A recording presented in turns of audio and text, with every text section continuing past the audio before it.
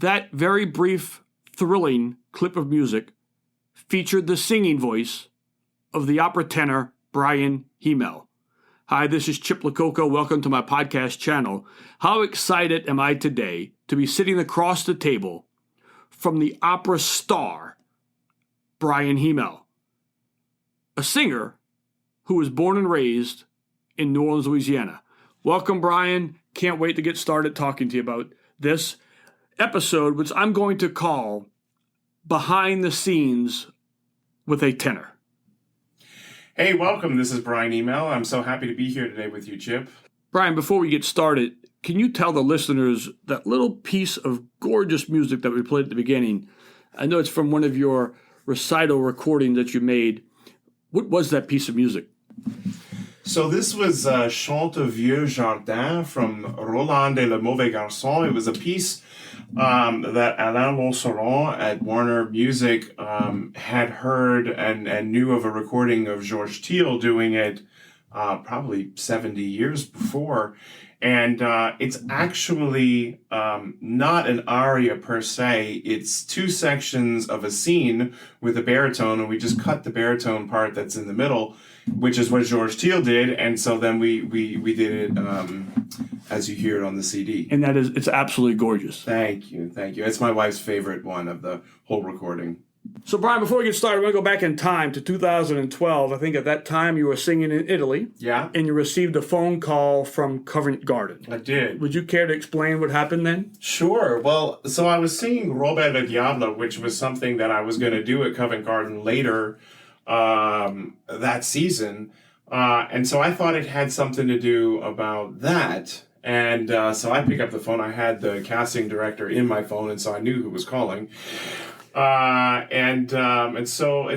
he said, well, that's great. I'm glad everything's going well. I've heard that it's going swimmingly, but that's not why I'm calling. And there was a pause. And I was like, uh-oh. Because I knew that Les Troyens was going on at the time. Now, Peter Catena, who is the casting director at Covent Garden, had heard me sing Les Troyens in Amsterdam when I did it the first time, probably back in 2008 or 9. And I offhandedly made the joke, well, if you have a problem, you know how to reach me. Way earlier in the season when I was there, I think covering Werther or something. And so he said, our tenor is not here. We're 3 weeks into rehearsals now. We're starting to get worried. Could you come and just do the rehearsals? We'll pay you for that. And then we'll see how it goes. And so that's what I did. I finished the performance of Robert le Diable, which they made a CD of with Daniel Oren and some other wonderful singers, and got on a plane and flew to London. And I said, just have a score there for me, because I didn't have it with me. I didn't have it in my iPad. And so we went in, and I remember did the first staging rehearsal. And we were all excited. They were excited to hear the music because they had it's so funny because the first entrance in the second part is Reine, je suis aîné. So the name is aîné, but it also, with a wordplay, is N-A, like not available. And so because forever in the rehearsals, they had been singing the tenor is not available. So the first time I sang it, there was a big laughter with Tony Capano in the whole room. So we did that, and I'd say 2 or 3 days later, they asked me to just go through the whole role with David McVicker, who is the stage director, and obviously Tony Capano, who was conducting. And I could tell as they were looking at each other during the sections and smiling and all this kind of stuff that they were happy and things were going well. And I think he called me either later that afternoon or that evening or the next day and said, we'd like to offer you the role. Wow. And so that's how it went. So this was the summer of 2012. Yes. Let's flash forward a little bit to the end of 2012, and you get another phone call, correct? Yes, I did. Funny enough, I was also doing Robert le Diable again at Covent Garden this time, and this time the call came from Jonathan Friend, who was at the Met, who said, we're having a little bit of trouble with our tenor in Les Troyens. Would you be willing to come here and do it? And I said, sure. At that point, I fortunately, I had, maybe 2.5 or 3 weeks of rehearsal in London to get the roll back into my voice. It had been a couple of years since Amsterdam. My voice had grown, and so I just wanted to figure out a way to kind of put what I had learned into that role, and so I was able to do it. So by the time I got to the Met, I was ready to go. I was ready to go because it was fresh in my mind. Also, Robert Le Diable is so difficult that my voice was in really good shape. Like I just, you had to be in kind of top form all the time to sing those shows. And so when I did it, I remember I arrived on the 23rd, and then we had just a 2-hour rehearsal with Susie Graham and some of the other singers to walk through some of the staging. And then the day after Christmas, I made my debut with practically no rehearsal. And went and did it and did 4 more shows. And am I correct that one of those was the HD broadcast? Indeed. Yeah. Wow. That was your Met debut.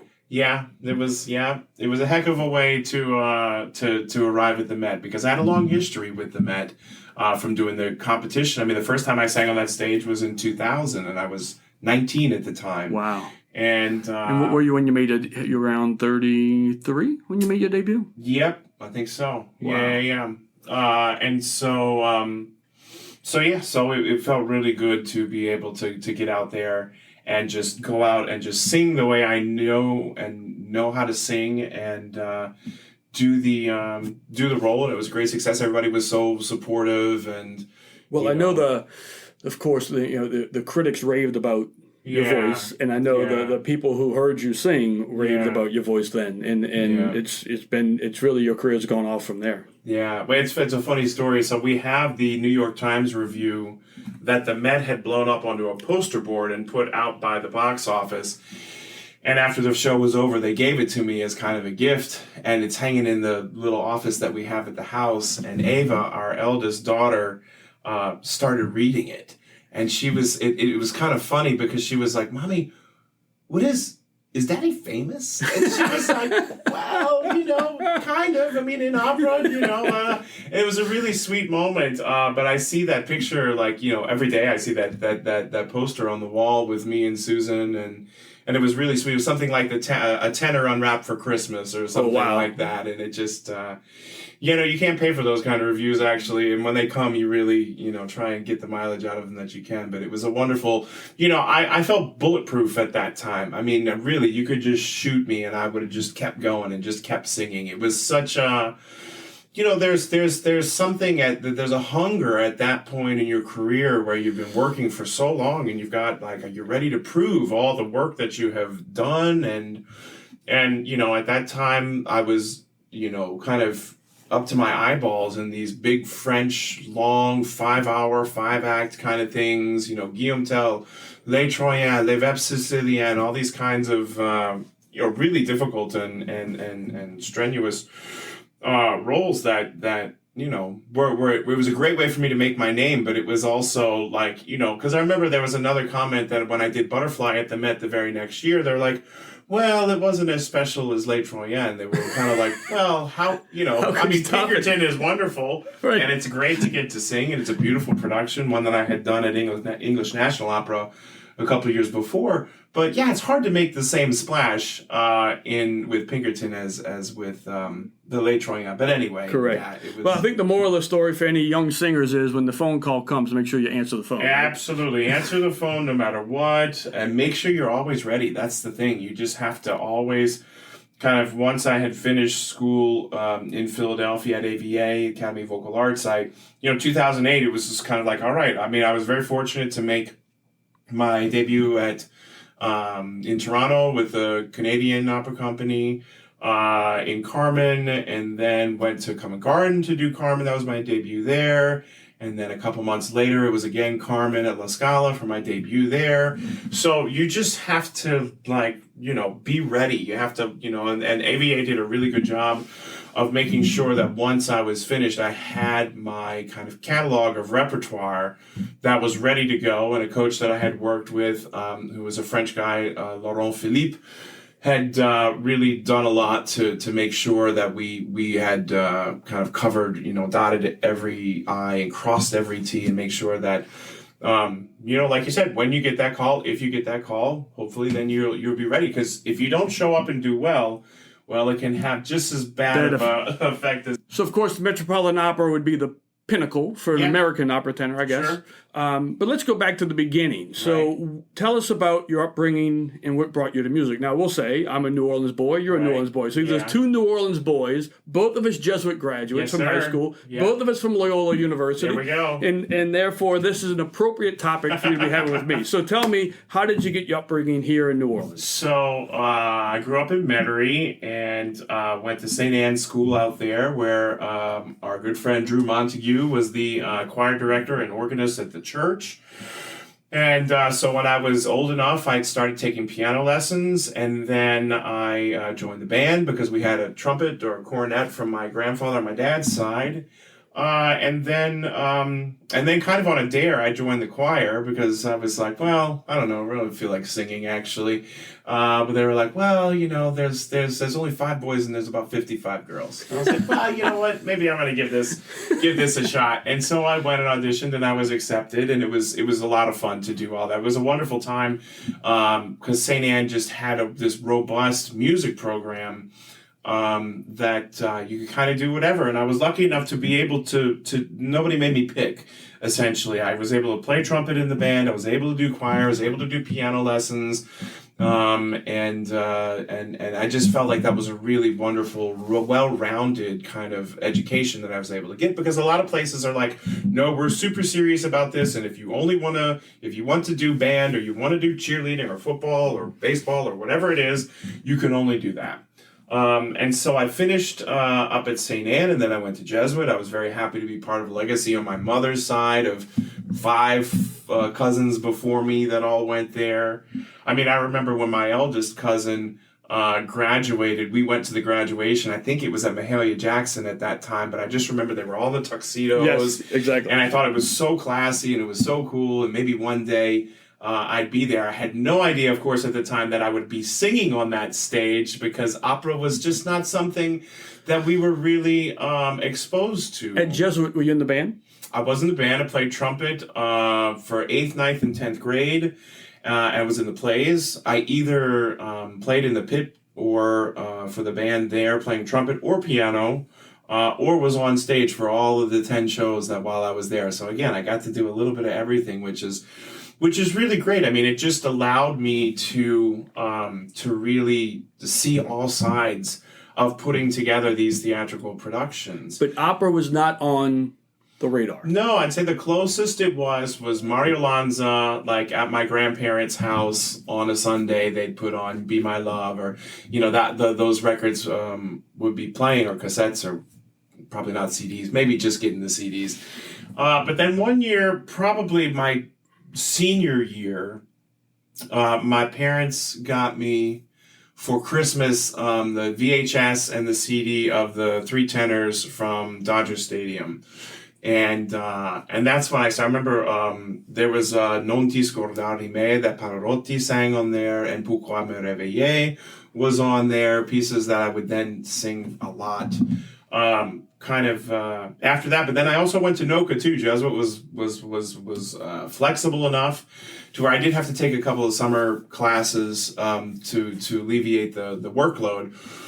But I went there for piano, and so I was playing piano, and then so I was at Jesuit from 8 to lunchtime essentially, and then NOCA from about 1:15 to 5 every day. So those junior and senior years were very intense, but again, it was wonderful. While I was at NOCA, I got to conduct. I conducted a small orchestra of members of the LPO in Messiah, and also in Mendelssohn's Elijah, and I also got to sing some of the solos. I mean, it just was a wonderful play. I mean, this is a wonderful city for music and music education still at this point, and a city known for jazz, indeed, yet has a very, very strong history of opera. Absolutely. I mean, I think that we had the first opera house in the New World. And also, I know that we had at one time 3 opera companies all running at the same time, which is just And many French operas got their American debuts here in New Orleans. Not did. in New York, No. not in San Francisco, not in Chicago. It was here in New Orleans. Absolutely, it's absolutely true. They the French Opera House, the German Opera House, and I think the Folk Opera House were the ones that were all going. And Les Huguenots, and I think that's what opened one of the new, or the French Opera House after the fire, I think is what they did, correct. something like that. Because Robert Lyle here with New Orleans Opera has a print of or a drawing of the opening night of that, and it's really something. So from Jesuit, of course, you went to Loyola, correct? I did, And you just took music, again, not thinking opera. Not well. By that point, I had gotten my, because I went to NOCA for piano. I had played organ since I was probably 12 or 13 at St. Anne. Then I directed at a Lutheran church, and then I was Drew Montague's assistant over at St. Pius. Which was the first time I met you, by the way. Yeah, Sarah McMahon. Sarah McMahon was the singer, and you would play the piano. I never knew who you were. I never knew you could sing. You played the piano beautifully. Thank you. Well, it was nice for me to have that job because I didn't have to sing on the weekends, essentially. So I could sing during the week, give my voice a rest on the weekends, and then come back and start fresh. Because when I got to that's the point of this, is that I got my scholarship, a full ride to go to Loyola in singing. So although they were like, we're glad you're a pianist and you play very beautifully and your grades from Jesuit are good and that's also great, we think that the talent that you have that is most unique and probably most underdeveloped at this point would be your voice. And so that's when I went there. But, for those first, probably the better part of the first year, I could only sing for about 45 minutes twice a week. Like my throat was not ready to handle what was, kind of all the weight and just that operatic range and everything that was there. And so it was really good for me to be able to just kind of turn my throat off. I think Penny Brown and I did a couple of duets once or twice. And maybe, I'd sub in for somebody singing if they couldn't. But for the most part, I didn't do a lot of singing. I don't know if you know this, but my wife worked with your dad. I don't know if I knew that. As an accounting firm or something like that. And so I know from her, background-wise, there's really not music in your family. There's not. Well, this is what I would say, right? They're both working class. My dad's family worked a racehorse farm, right? So not a lot of music going on there. But there was a lot of hollering across the pasture, so the lung, right? There was that, and it was his father who had the cornet, who played for a little while. But I mean, essentially, they didn't have the luxury of being able to, take music lessons or be in the band or stuff like that because they were working. It's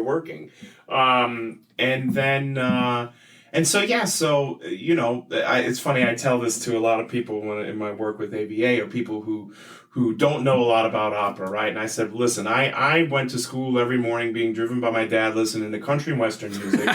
My mom loves Neil Diamond. And if I can come from that pedigree of music and then find opera and find out what all there is to appreciate and love about opera, I think anybody can. And really, that's the thing. It's, we in America have there are a couple of hurdles that we need to jump over, one of which is the language, which in Europe, they don't have that. Even if they're watching or listening to an opera that's not in their own native language, they're so used to hearing these other languages because the cable TV has the German, the French, the Greek, the Italian, the Russian. I mean, they've got, it's just all of them. We don't have that, Right. And also those languages are not so far removed from one another to where they where you're conjugating the verbs and this, it's like, okay, well, maybe in Spanish it's this, in Italian it's pretty close, and then, in French it's maybe a little bit different, but, so it's just, there's that's a little bit tricky as far as a hurdle, but, yeah. But they were really both he and my mom is from a Sicilian family, and so my grandfather there was a contractor and built houses. Actually, built the house that we live in, and my sister right next door to each other. And so yes, there wasn't probably the opportunity and the resources to explore their talent in music. But I think because of that, they were really passionate and it was a priority for them. And while we were in school, wanted to get a good education at the Catholic schools here, and also to follow what we love doing, and that's what we've done. And it was that's what you've done. Yeah. So, Bryan, I know your career started singing Caprara roles at New Orleans Opera and some other small American opera houses, correct? Your first big role, though, would be in Toronto. Yeah, I mean, that was an A house, the kind of a world-class opera and it was in house. Carmen. And it was in Carmen. As a non-singer, as a non-professional, I got to ask you this question. Nerves has to play a role at your debut. Absolutely. And I'm sure it still plays a role today. Oh, for sure, without a doubt. I mean, I think Pavarotti said, if you're not nervous, then you don't care enough, right? Something like that. That is correct. And Pavarotti would always go try to find a bent nail. A bent nail, yeah. In fact, at your Met debut, they give you a bent nail. Did they really? He would search high and low behind the set to try to find a bent nail. Corelli, Franco Corelli, the great Italian tenor. Sure. Suffered from stage fright his entire career. He would drive other singers crazy because he would be just beside himself but going on stage. What do you do to combat? Yeah, I mean, I think it's tricky, right? It's been different at different times in my career. I mean, I remember even as being a child playing piano recitals, I would get really nervous. So I've always kind of had that. And then while I was at AVA, because the rigorous program that they have there, it's just so intense that it just became, this is what I do. This is what I do every day. And all the time, it's important. It might not be as important if I'm doing a rehearsal or if I'm doing a coaching or a voice lesson. But my last year, or let's say my last year and a half that I was at AVA, I probably did 50 auditions. We'd get in a car or we'd take the bus, or we didn't really have the money for the train at that point, to New York to do an audition for an opera company or a competition or whatever. And when you just get in the kind of habit and the routine of doing those things, it does become easier.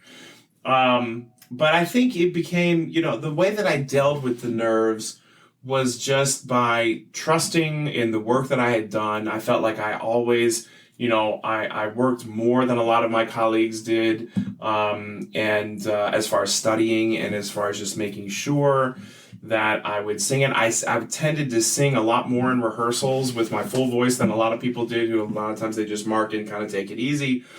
Which is fine, and sometimes it's necessary. But it gives you the confidence. It does. It just kind of reiterates the because at that point I had a big repertoire, not as big as it was going to be, but there was a lot of music that I knew, and it's hard to keep it all at the kind of ready to go stage. But that I found it an asset to switch between Italian and French. I did a little bit of German, not a lot of German, but also the timbre of my voice did really suit German music super duper well, and so I just kind of left it at that.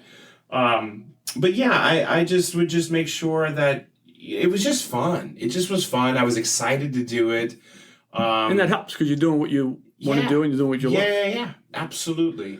And it also, it's nice to be a tenor. People are, they're not so many of them, and so people tended to get behind you and really support you in that way. So your career, I know it started out in America, I'd say, right? But it was really the European houses in your European career that kind of really fast-forwarded.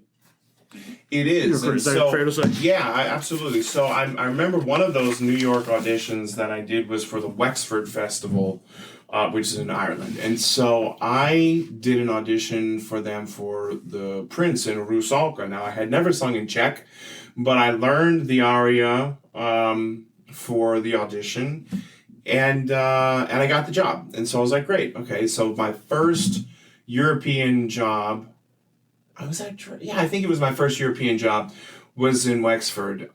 Shortly after that, I did Tosca in Bordeaux. But the one in Wexford, it's kind of like Santa Fe over here. A lot of people go to Glyndebourne and then they go to Wexford. Gotcha. And so people at Covent Garden had heard me, some other managers had heard me, and that's when things... So then I was asked back the next season to sing for the opening of their new opera house in Wexford. And I did that, and it was at that point after that I got, I think, a job singing I Puritani in Greece. And then Eddie Portani in Greece again, Peter Katsina from Covent Garden was there. And he came to the show and he offered me 3 contracts after that, of which Carmen was one, Rusalka was another one, and I think to cover in Werther. And so, yeah. So I wanted to ask you, it's just a little different question, but let's say you're singing at La Scala in Milan, right? And you're going to go for, let's say, 8 performances in January and February. Right. How do you arrive weeks earlier to rehearse? Like, how does it work for a singer? Yeah, so if it's a new production in Europe, especially, you're looking at 4 to 5 weeks, maybe even 6, of rehearsals for the new production. That's where they're creating the staging and the characters that they're going to use for usually a good 8-10 years. They'll keep that production. They'll just switch out the singers. If it's a remount, it can be anywhere from 2 weeks to just, get together and do it, to like places in Vienna and Munich. You can do 3 days of rehearsal. And once the performances start, you're just living in that city for the time usually, that you're there? Yeah. There have been times, although this is crazy, but young singers don't do this so much. But, you go and rehearse something and then you sing performances. And if there's 3 or 4 days between shows, sometimes people go and do rehearsals other places, even sing performances other places. But that's a lot of wear and tear on the voice. I did it a lot. I didn't do it a lot, but I did it enough to where, and that's usually a manager thing. They push that kind of stuff. So do you get the opportunity to visit and see places while you're there? Certainly you do. Depending on, the repertoire that I was singing, if I was singing something like Butterfly, I'd have a much easier time than if I was singing one of the bigger roles. But yeah, we did get to see a lot of stuff. I was going through pictures actually the other day, and just coming across pictures of where the kids were in different cities and this, and just coming up with lots of great memories and stuff. So, Bryan, this is going to come across as a weird question, perhaps, but your voice, do you consider your voice, I know it's part of you, but it's its own entity, is that correct? Yeah, we talk in the business as singers, I think we talk a lot about the voice, right? Because it is part of us, it's absolutely with us every day, every second of the day, everywhere we go, everything we eat affects it, all the talking, everything we drink affects it, and so it's definitely there as part of us. And I think this comes out in like when we're criticized, right? When the critics come out and it's not so flattering or whatever, it hurts us like more of our soul rather than just something that we just kind of wrote and turned in. It has its mind of its own. Some days you feel great and your voice is not responding. Some days you don't feel great and your voice is there. It's a really tricky kind of angel and devil to have to live with, but you get used to it. You have to be so concerned about what you eat, what you drink, allergies, acid reflux, allergies, all these things are really, especially when you're traveling a lot. If you're going from different climates and different time zones, obviously, the number one thing that I think most singers would say they need is rest. If not sleep, definitely rest. Just where you can kind of be quiet and you don't have to use your voice doing a lot of that. Just like with the kids around, like that's something right there. It's tough because, they need to be kind of disciplined or just kept safe, and especially at the different ages. But you just find a way to kind of work with it. The singers, Beverly Sills, I remember talked about that. And some other singers that, it's really, we're really lucky to have the technology that we have today. Because a very different career than, say, what Richard Tucker or Corelli or certainly Caruso and these guys had. But, it's a blessing and a curse. With that technology comes the airplane where you can get from here to there so quickly. Correct. And then they could be like, well, we want you to sing this. We want you to sing this. The manager pushes you to do that, And you're like, well, okay, I guess I should. Right, right. So, Bryan, I'm going to go ahead and ask you a few questions about composers, and what I want you to do is just give me a little bit about their music, and what opera in particular of theirs is closest to you. Sure. Which one means the most? First one, Georges Bizet. Oh, well, yeah, definitely I would say Carmen there. But, everybody knows the Pearlfishers duet, which is a gorgeous duet between the tenor and the baritone, which comes out pretty soon at the beginning of the opera. And probably some of the most beautiful music in the opera. But yeah, I've done Carmen so probably more than anything else. I don't know. I've had to count them, but certainly, the debut in Toronto, Covent Garden, La Scala, Munich. These were all my debuts. He was a composer who died very young, and yet his operas have touched. Carmen is the most performed opera in the world, which is crazy to think of, but it is, like, statistically, that at least it was a couple of years ago. But it's just, I think Carmen has everything in it, it's a great first opera or early opera if you're new to the art form, because there are tunes that you'll recognize, there's dancing, there's a tragic love story, there's, it's a clearly feminist, opera about and when it comes down to it, it's like, does he choose the good girl or the bad girl, Right. And how does that go, right? And so it's just, it's a wonderful opera. Next. Sure. Hector Berlioz. Well, I've done a lot of Berlioz, I have to say, but Les Troyens, I tell you, there's something about that just is like in my bones, I remember my manager at the time said, he said, I know you don't know this piece and it's very rarely done, but I just hear you singing Les Troyens. And I was like, what? I remember I was in Bordeaux when he told me that. And I was like, okay, whatever. He's like, you should look at the aria. Inutile regret. And I was like, what? It's what? I don't even know how to spell that. So anyway, so it just kind of went by and nothing. And then it came back that for the first time I did it in Amsterdam, somebody had a stroke, Marcus Haddock, who was a wonderful singer. And so they were pretty sure he wasn't going to be able to do it, and so they were looking for someone. And so my manager says, "Now it's time for you to learn that." It's aria. such a difficult opera. It really is to sing. It's got to be just. It is. What we have to remember, though, is that Berlioz never intended, or at least never had it done all in one night. It was done. It's two parts. Right. So one night they would do one, the next night they would do that, much like they do with the Ring cycle.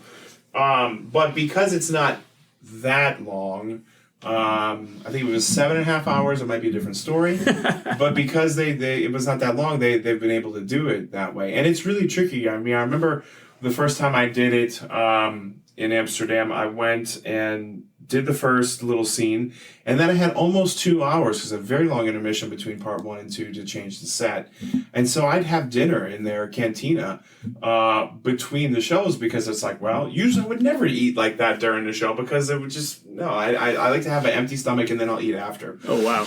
But it was such a long thing that to keep your energy up, I had to do it. But also, lest I not forget Damnation of Faust, which has been another Berlioz opera that's been really, really good to me.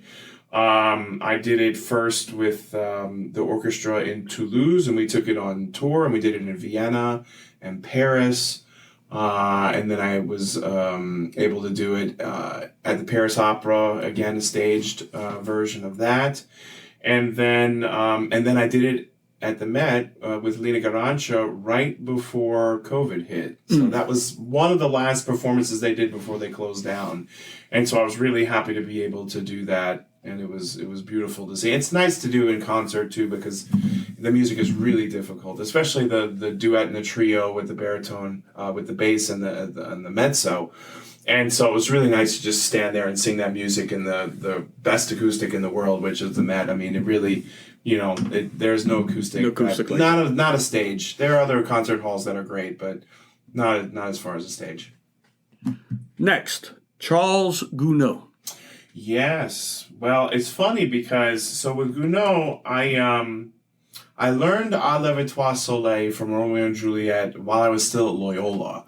And so I really, it's beautiful. His music and also Faust is amazing. It's when I made my debut at Santa Fe and I sang at a number of other places. But Gounod, it's just a wonderful composer. He's also a really faithful, he was a really devout Catholic actually. And so when he writes the religious music like Avant de quitter Seigneur in Faust for that his Valentin sings about the holy metal and such, and also at the end of Faust, where they're talking about her going up to heaven. It's glorious music.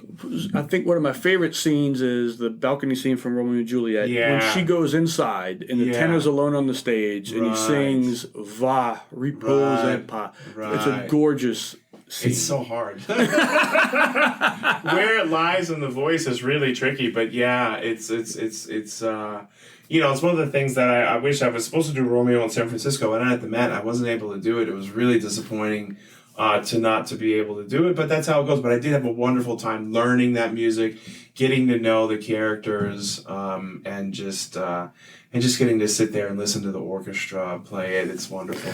And then last one. Yeah. Giacomo Puccini. Well, yeah, I do love a lot of Puccini. I was fortunate enough to do about 30 performances of Bohème at the Met. Was that the Zeffirelli production? It was the Zeffirelli production, yeah. It's really beautiful. It's Bohème the way it should be. I did the Otto Schenk production in Vienna, and I was like, this is really close to the Met's production. They're like, well, it's Bohème. If you don't mess it up, it plays itself, really. But also, yeah, some other roles. Tosca, obviously, that I did in Bordeaux, and I love doing that. And then his melodies are just gorgeous. Yeah, right? Butterfly, obviously, one that I've gotten to do so many times, and it's just really beautiful. We did it in Orange at the amphitheater out there in France, and that was just really magical because we'd start at Act 1, and it was still daylight out, but by the time we had finished Act 1, the sun had kind of set behind the mountain, and so it just had this really, for the love duet at the end of Act 1, this beautiful kind of like, just the air and being outside, much like Santa Fe. It's really a special place. And as I told you, you would be at St. Pius playing the piano. Yeah. The first time I heard you sing was in Il Tobaro at the New Orleans Opera. Oh, right. Yeah, and of course. You blew me away. When you hit Luigi, there was the role. Yeah. And your voice was just the best. It was unbelievable. Oh, thank you. Well, I loved doing that, and that was after Katrina, not that long after Katrina. So we were at Tulane at the time, and I remember it was kind of crazy. It was like just the eagerness and strength of being young, because we did it Friday, Saturday, Sunday, which is kind of crazy. And also I sang both Ranuccio and Luigi, which is also crazy because they're completely different kinds of tenors. But yeah, I was really, like I said, I just was young and eager. And I'd be remiss if I didn't mention, because it's an overlooked opera, but I came across an interview that you gave one time where you mentioned, and it's not a tenor role. Okay. But it's Sor Angelica. Yeah. Which is one of his most gorgeous works. Absolutely. Soprano only sopranos, but it's a beautiful work. It's wonderful. It's amazing piece. In fact, Loyola did it, and Irini staged it, and I just loved sitting there, hearing the music, and just and also I went to Catholic school, right? So we had 7 nuns, and so there was something really sweet about it. And the story is kind of tough and not so sweet, but just something about the atmosphere. But I always love how his sister was a nun. Yes. So when he finished writing the opera, he went to the convent where she was and played the entire score for them on their organ. And the thing, I thought that was so neat. Yeah. Italy's such a special place. Actually, when I went to study there in 2001, it was in Orvieto, and we were staying at a convent. Really? And so it was really just, and we'd have our music lessons and our singing lessons, and then we'd have our Italian lessons, and then we kind of go out into the city and try and speak and talk with the people that using what we learned that morning. And I remember one of the nuns once asked me if I would sing Ave Maria for her. And so we did. And this was really sweet. It was such a wonderful time. So we talked about composers. I just want to ask you a few questions about some singers, because I know as an opera singer, you have to listen or of course to the ones who came before you. Absolutely. Correct? I'm going to mention a few and just tell me what you think about them. All right. Ready? George Teal. Yeah. So George Teal, for anybody who doesn't know him, was probably the most famous modern French tenor. there's been a really interesting legacy of tenors in France in general, because it was a French tenor that first sang the high C full chest in 1837, but he did that only after going to Italy to study, and so that what they were doing in Italy had a little bit different technique. But so Georges Teal was kind of sat there in between, and so he was able to have a very beautiful head tone and kind of voix mix, which is that sweet, almost falsetto but not falsetto sound that they use. And I've listened to probably every recording that Georges Teal ever made. His Verter recording is gorgeous. Yeah. And some of the when we were looking for the kind of more obscure repertoire for the CD, we were listening to a lot of Georges Teal, and just a wonderful, wonderful singer. Enrico Caruso. Yeah, well, Caruso I've listened to a lot. I remember, and I'm sure this happens to everybody in the sense that you start listening to opera, and the older you get, the technology is more and more simple. And so I remember listening to a CD of Caruso, and I was like, what are you listening to here? Like, you barely hear this. But your ear does adjust after a time. And like, I'd rather listen to Caruso and Gigli at this point almost more than anybody else. I mean, nothing against them, but I mean, I've worn out CDs of Pavarotti and Corelli and Delmonico. I mean, I still love, like, when I'm in the mood. I was going back to Puccini for a second. The Metal Lescaut is such a beautiful score.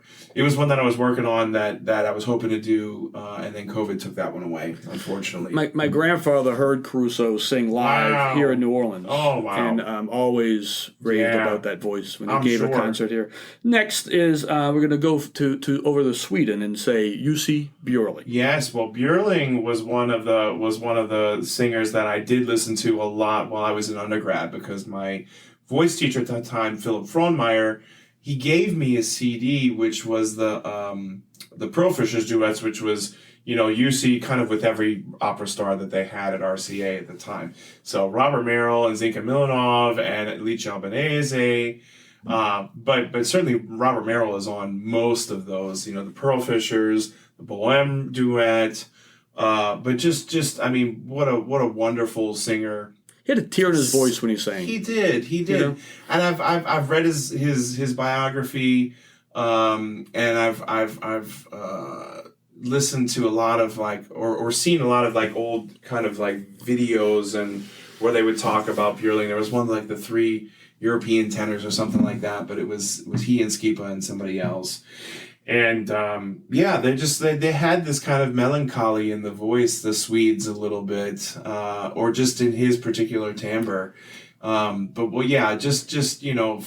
again, in the line with Gigli and these guys who just had complete control over and the ability to do whatever dynamic, whatever musical idea they wanted to do. I mean, there's that famous black and white of him singing the aria from Faust, and you're just like, well, it just can't be sung any better than that. It really can't, I mean, he gets to the high C and and the tempo is so slow, and you're just like, how is he going to sustain this? And yet he does, and it's like he's falling off a log. You don't even see him. I remember, I read his biography, Jussi Björling's biography as well. I remember he was coming and he was singing in Dallas, I think, in Giuseppe Di Stefano, who was a Sicilian tenor, was singing another role at the same time. Okay. So Di Stefano was singing Faust. Okay. And he had this wonderful diminuendo. Right. And after the performance, Jussi was at the bar. Di Stefano came into the bar. So they ended up going into their hotel room and playing on the piano all night to figure out. Di Stefano wanted to know how could he sing a high C like Jussi Björling. And Björling wanted to know how do you sing a diminuendo. Yeah. And I kept thinking, could you imagine if you were next door? Oh my God. Yeah, absolutely. Absolutely. I mean, that's it's amazing to think of those two greats kind of in one place and doing that. But yeah, I could I see how it could be true, because they just had different styles of singing, and part of it could be the language, or part of it couldn't be. But Di Stefano kind of sang wide open, for better or for worse. That's what he did, and it just had this smile all the time. But he could bring it back to nothing, and just nothing, and it's just amazing. And then Björling had rounder vowel choices, which I think were just more it was just a little bit different than the Italian style, which was much more like, hey, how you questo quella, hey, it's just a different. So as we start to wrap this up, I want to ask you. So I do need to ask you about two technical terms, just because I love to ask singers this question. Legato and my favorite Italian word, passaggio. Passaggio, yeah. Right, what's legato? So legato literally means to tie together, right? The legare is to tie. And so you want to make sure that you tie each note to the one before. So you don't want to have you want so they really kind of like almost come out of one another, and there's no interruption of the breath with your throat getting tight or any of that kind of stuff. And that's where the bloom and of the beauty of the voice comes out is in the legato. If you can tying together, if you can keep the air going in that way and not get tight in your throat in the wrong way, then you'll have that beautiful kind of pouring out of sound, which in a big theater, in this room it might not sound, oh, that's not a great legato, or it is a great legato. But if you get into like say Mahalia Jackson or even one of the ones at one of the universities around here, you hear, oh, there is a little interruption. It doesn't quite flow in the same way. It really is kind of the one of the pillars of what good singing or all singing really should be built on. And so passaggio is linked together with that, in the sense that when you're going up to your higher notes, you don't want to just kind of carry your chest voice all the way up. That's like what a Broadway singer might do, or a pop singer or something like that. You have to kind of have that hourglass shape where it gathers in a little bit so that it can then bloom again as it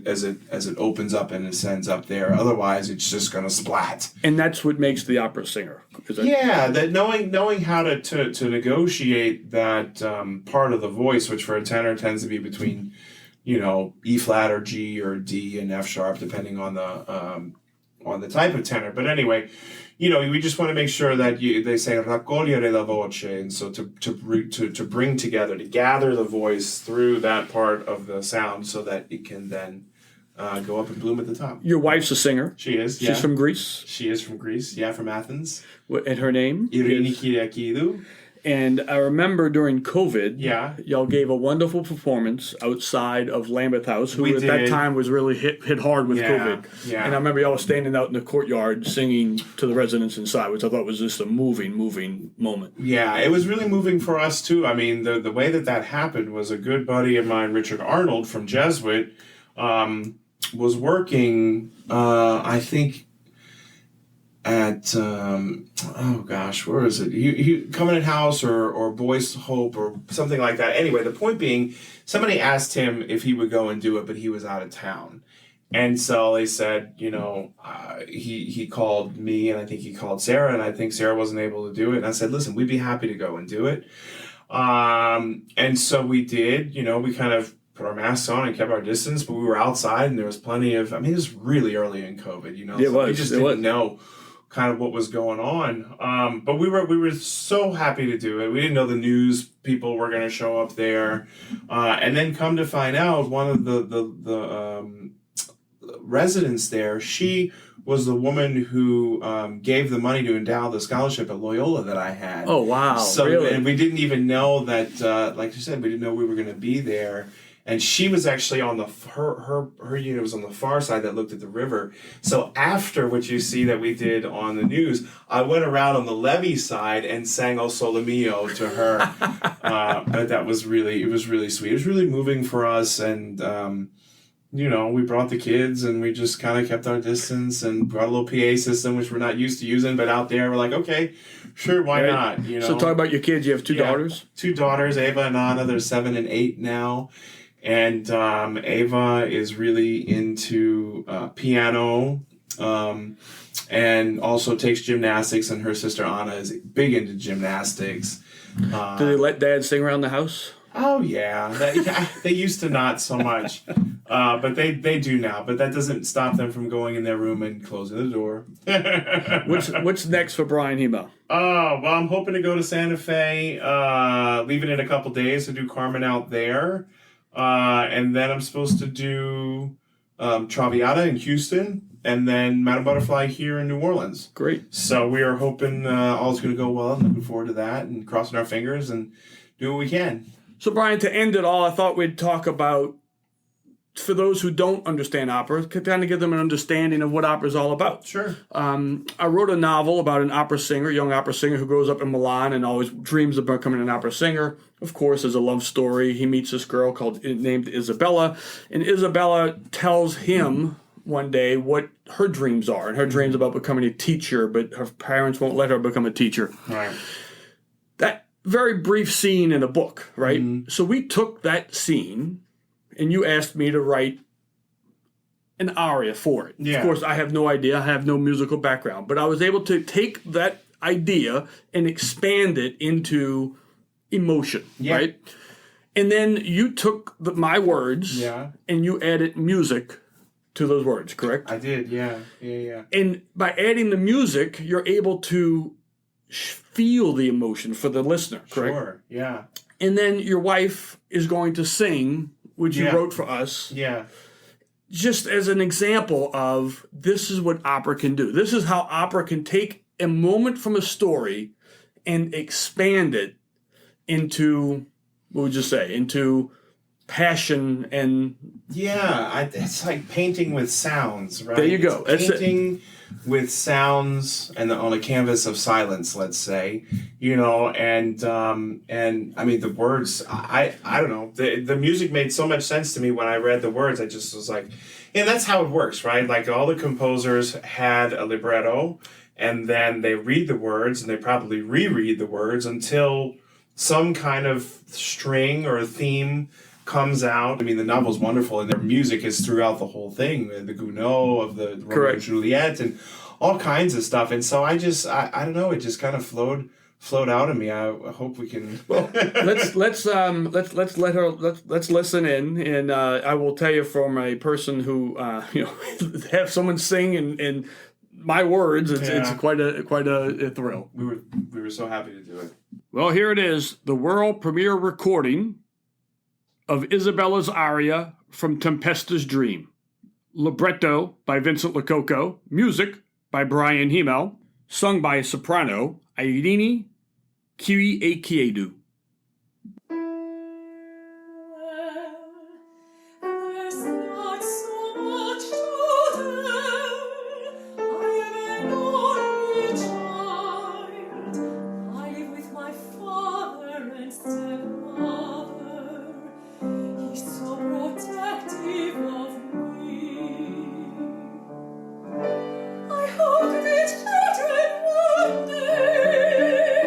I want to some more than child.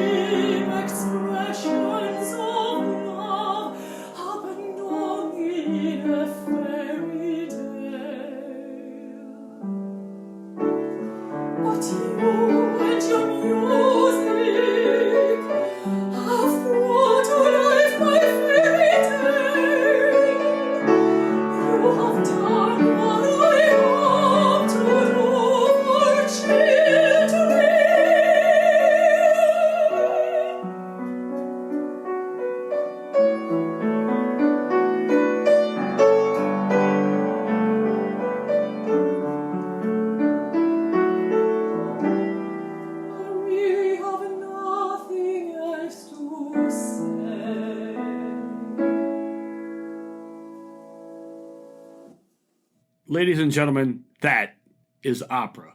And Irene, all I can tell you is that was gorgeous. And I'll quote from Lorandone, Puccini's opera, "A vostri piedi tutte le grazie della primavera." Bryan, why don't you tell us first about the music? So, yeah, because there's so much opera kind of interwoven into the story of this, I thought it would be fun to take the first few notes of Mimi's aria, because it's very reminiscent in the book of the scene of in La Boheme. Yeah. And that's why the first, I have, which she says, well, there's not so much to tell. Right, exactly, which is very much like what Mimi says in Boheme. Yeah, and you incorporated a lot, like a couple of these Boheme moments in the aria, and that was just so incredible to just like how you danced around them, and you brought it back to a more modern feeling. I actually loved singing this aria because you are also, as a singer, being a composer, you know how to write for the voice. And it was just incredible. So some peak moments that, like, there is, I think, a high B flat, and it came so beautifully for a singer to sing. So it was just incredible to witness you as a composer too. And as the writer, I will say, what I notice is that there are certain things that I can't do as a writer that you can do through music. And music really allows you to expand the emotion.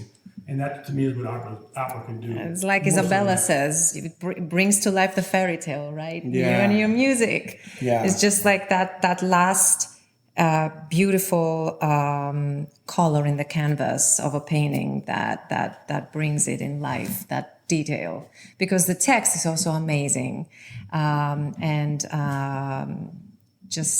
It brings it to life. Yeah, that's what I told gorgeous. Chip earlier when we were doing this, that his words were, I just kept reading them, and then a melody would kind of come to the surface, and I'd be like, okay, let's go from here. Let's go for this section. How is it developed? How am I going to paint the deep, true, meaning of love and all this stuff? So I hope I can do some more. Well, Irene, thank you so much for coming to sing. Thank you. Thank you. Bryan, it's been great having you here. I hope for the listeners, they've learned something about opera. They've learned something about your career. And for any aspiring singers out there, I really hope that they can listen and pick up some things to do for their own career. Thanks, Chip. It's been great. And anytime.